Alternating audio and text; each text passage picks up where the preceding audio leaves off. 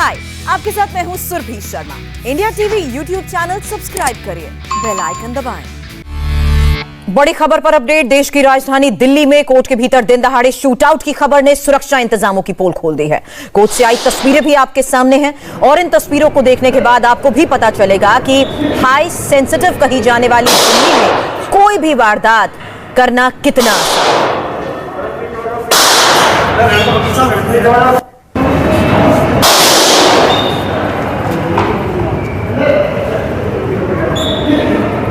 दिल्ली के रोहिणी कोर्ट में court number 207 की ये तस्वीरें आपके सामने हैं और ये गोलियों की आवाज उस वक्त की आप सुन रहे हैं जब मौके पर मौजूद सुरक्षा कर्मियों ने शूटर्स को ढेर किया।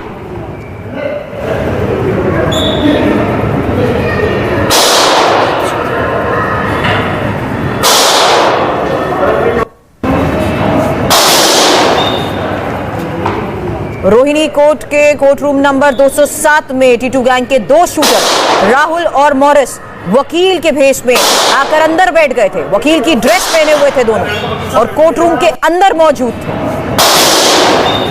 जज साहब भी कोर्ट में मौजूद थे और जब कोर्ट में कुख्यात गैंगस्टर जितेंद्र गोगी की एंट्री हुई, दोनों शूटर पिस्टल निकालकर गोलियां चलाने लगे।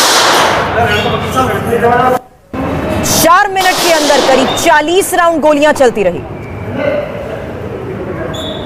जज से लेकर कोर्ट रूम का स्टाफ छिप गया और दोनों शूटर जितेंद्र गोगी पर ताबड़तोड़ फायरिंग करते रहे। फायरिंग तब तक करते रहे जब तक जितेंद्र गोगी की मौत न हो। कोर्ट रूम के अंदर जितेंद्र गोगी पर हमला हुआ, पुलिस एक्शन में आई, पुलिस के जवानों ने मोर्चा संभाला और बदमाशों पर फायरिंग शुरू कर दी। एनकाउंटर की लाइव तस्वीरें आपके सामने हैं। पुलिस के जवानों को गोली चलाते हुए भी आप इसमें देख सकते हैं। फायरिंग की आवाज भी लगातार सुनाई दे रही है। गोलियों की आवाज सुनने के बाद पुलिस भी जवाबी कार्रवाई कर रही है और टीटू गैंग के दोनों शूटर्स राहुल और मॉरिस को ढेर कर दिया गया।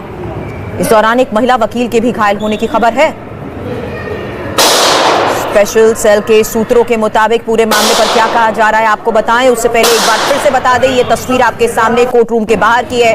कोर्ट रूम नंबर 207 जिसके अंदर लगातार इसी तरह से फायरिंग होती रही।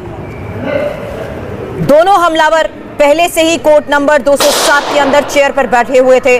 दोनों वकील के कपड़े पहने हुए थे और राहुल और मॉरिस इनका नाम बताया जा रहा है। एक शूटर का नाम राहुल है जो बागपत का रहने वाला है, दूसरे का नाम कुक्की उर्फ मॉरिस जो दिल्ली का ही है और दोनों को पुलिस ने जवाबी कार्रवाई में ढेर कर दिया। इंडिया टीवी संवाददाता अभय पराशर और अतुल भाटिया लगातार हमारे साथ बने हुए हैं। अभय, मामला अभी भी इन्वेस्टिगेशन का है क्योंकि कोर्ट रूम में इनकी मौजूदगी ही बड़ी लापरवाही है और इसको लेकर अब किस तरीके से इन्वेस्टिगेशन की जा रही है?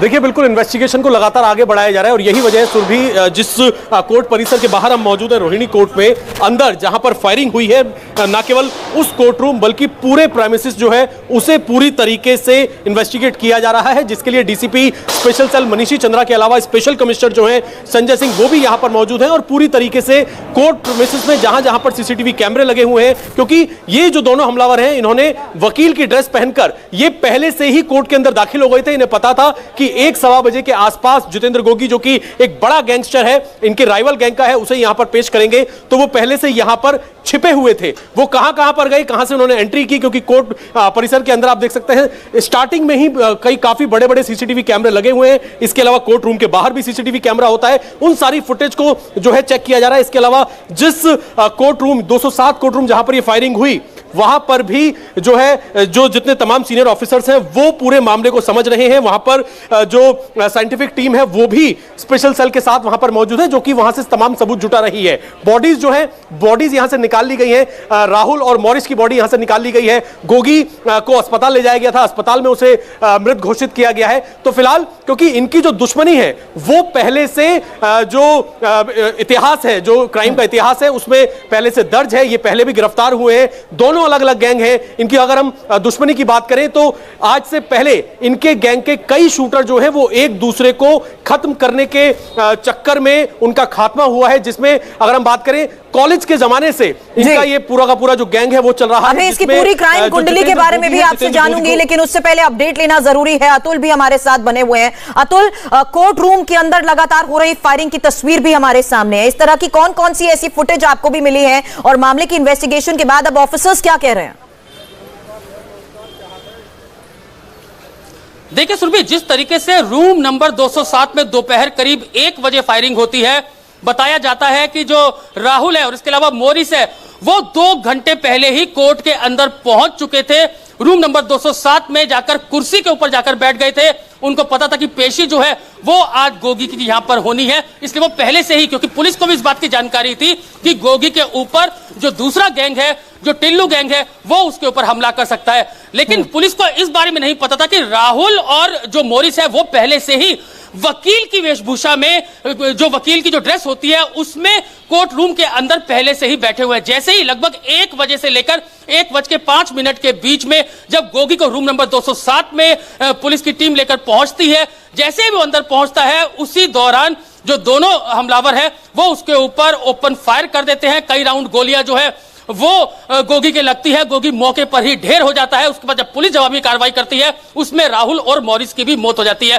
जो पूरे सीसीटीवी कैमरे हैं, रूम नंबर 207 के अंदर भी सीसीटीवी कैमरा है, रूम नंबर 207 के बाहर भी कैमरा है, इसके अलावा सेकंड फ्लोर पे जो लिफ्ट लगी हुई, उस लिफ्ट के अंदर भी कैमरे लगे हुए हैं। उन सभी जो सीसीटीवी कैमरे हैं उनको पुलिस खंगाल रही है। एक एक सबूत वहां से इकट्ठा किया जा रहा है। और सबसे अहम बात, और भी जो तिहाड़ जेल के अंदर, रोहिणी जेल के अंदर और इसके अलावा जो और भी जेलें हैं जिनके अंदर इन दोनों गैंग, चाहे वो गोगी गैंग हो और चाहे वो टिल्लू गैंग है, इनके सभी जो सदस्य हैं उनकी डिटेल जो है वो जुटाई जा रही है। क्योंकि अब ये गैंगवार, सुरभि सबसे इंपॉर्टेंट बात है यहां पर कि अब ये गैंगवार और भी विकराल रूप ले सकती है और भी अब दिल्ली एनसीआर के अंदर इस तरीके से जो ओपन फायरिंग है वो हो सकती है। इसका अंदेशा अब दिल्ली पुलिस की स्पेशल सेल जता रही है। क्योंकि और यही वजह है कि इस बड़े सवाल का जवाब अभी पुलिस को भी देना होगा। वहां पर मौजूद सुरक्षा व्यवस्था जो की जाती है उसके बाद ये बड़ा सवाल है कि इतनी ज्यादा सुरक्षा व्यवस्था के बीच कोर्ट के भीतर हत्या कैसे हो गई, जिस सवाल का जवाब अभी भी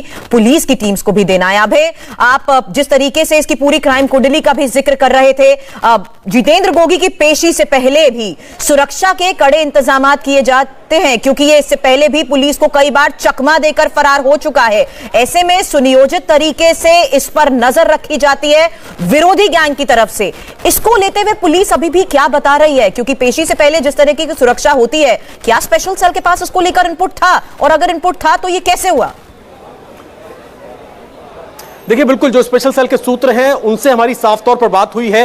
बिल्कुल ये इनपुट था, ये टिप ऑफ था, क्योंकि बड़ा गैंगस्टर है और कई बार जब कोर्ट में पेश किया जाता है तो एक दूसरा जो राइवल गैंग है वो बड़े गैंगस्टर के ऊपर हमला करने की कोशिश करते हैं कि जेल के अंदर ही उसका खात्मा कर दिया जाए, वो बाहर ना आ पाए। यही टिप ऑफ था और इसी वजह से ये जो रोहिणी गेट है, रोहिणी कोर्ट का जो गेट है, मैं आपको बता दूं सुरभि की अलग अलग स्पेशल सेल की टीम जो है, चाहे हम नॉर्दर्न रेंज की बात करें या फिर जो दूसरी रेंज है, उनके ऑफिसर्स यहां पर मौजूद थे। हालांकि जब भी किसी बड़े गैंगस्टर को कोर्ट में पेश किया जाता है उसके साथ भी स्पेशल सेल की एक टीम मौजूद होती है, लेकिन टिप ऑफ यह था कि इसके ऊपर हमला हो सकता है। स्पेसिफिक टिप ऑफ नहीं था कि जो हमलावर हो सकते हैं वो वकील की ड्रेस पहनकर अंदर घुस जाएंगे। उसके लिए बड़ी लापरवाही इस गेट की ही है, जिस गेट पर अब इस फायरिंग के बाद करीब 30 से 35 राउंड फायरिंग हुई है सुरभि। अब गेट के बाहर अगर कोई वकील अंदर जा रहा है तो उसका आई कार्ड चेक किया जा रहा है, लेकिन इस वारदात से पहले वकीलों का यहां पर कोई वेरिफिकेशन या कोई चेकिंग नहीं होती थी और इसी का फायदा उठाया, जिसमें स्पेशल सेल को भी साथ में कोर्ट परिसर की पुलिस को भी चकमा देने में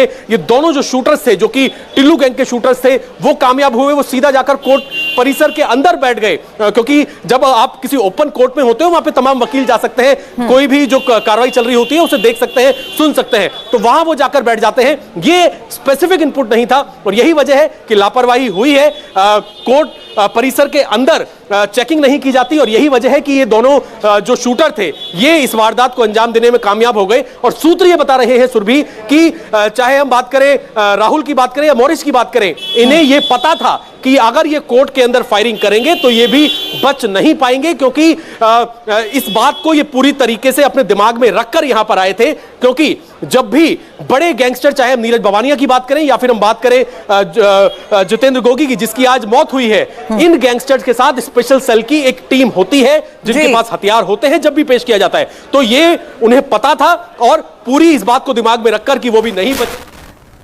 अभय, आप मामले पर नजर बनाए रखें। आगे की इन्वेस्टिगेशन के बाद पुलिस क्या बता रही है आपसे मैं अपडेट लूंगी, लेकिन उससे पहले ये बताना चाहते हैं कि आखिर पूरे मामले पर अभी तक की इन्वेस्टिगेशन में पुलिस के हाथ क्या लग पाया है। अभी ये सीसीटीवी फुटेज को भी खंगाला जा रहा है, जिस बात का जिक्र अतुल कर रहे थे, और साथ ही ये 4 तस्वीरें भी हम आपको दिखा रहे हैं जो कोर्ट परिसर की ही हैं। रोहिणी कोर्ट में हुए शूट आउट के बाद ये तस्वीरें सामने आई हैं, जहां कोर्ट रूम के अंदर ही 2 शूटर्स का एनकाउंटर कर दिया गया और गैंगस्टर जितेंद्र गोगी जब मारा गया उस वक्त की ये तस्वीर भी है। और सरेआम हुई इस फायरिंग में कोर्ट परिसर के अंदर ही 3 लोगों की मौत हो गई। ये 4 तस्वीरें एक साथ हम आपको दिखा रहे हैं और पूरे मामले पर नजर बनाए हुए हैं हमारे संवाददाता अभय पराशर और अतुल भाटिया भी। और अतुल, जिस तरीके से आप अभी इस बात का जिक्र कर रहे थे कि और गैंग वॉर की ओर इशारा कर रहे हैं, क्योंकि ये गैंग्स एक्टिव हो चुके हैं और जिस तरीके से वायरल गैंग ने ही, अब विरोधी गैंग ने ही आज कोर्ट परिसर में इसे निशाना बनाया गया है। इसी गैंग वॉर की भेंट खुद आज गोगी भी चढ़ गया है। उसके बाद पुलिस की टीम्स भी अब लगातार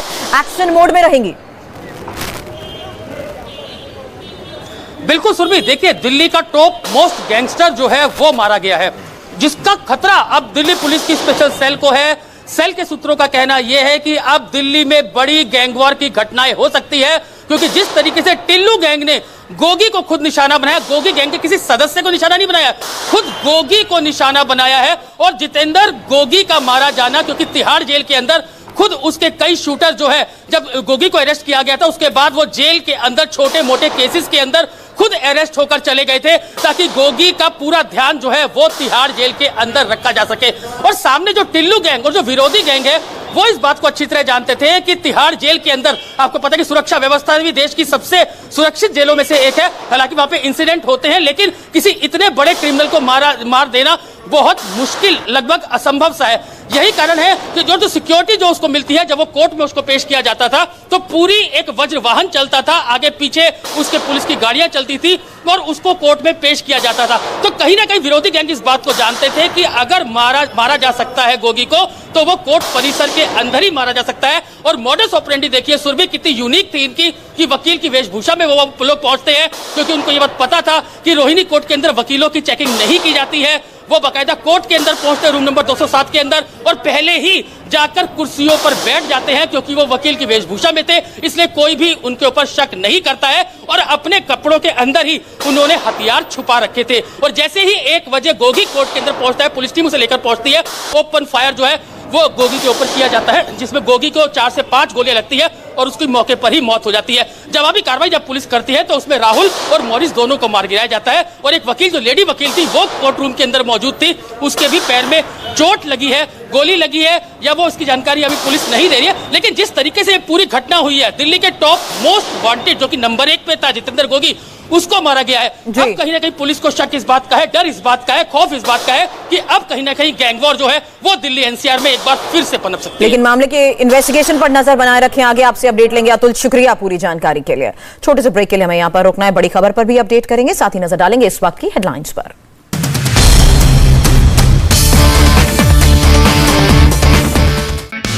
हाय, आई एम सुरभि शर्मा। खबरों से अपडेट रहने के लिए India TV YouTube channel subscribe करिए, साथ में बेल आइकन जरूर दबाएं। जुड़े रहें इंडिया टीवी के साथ।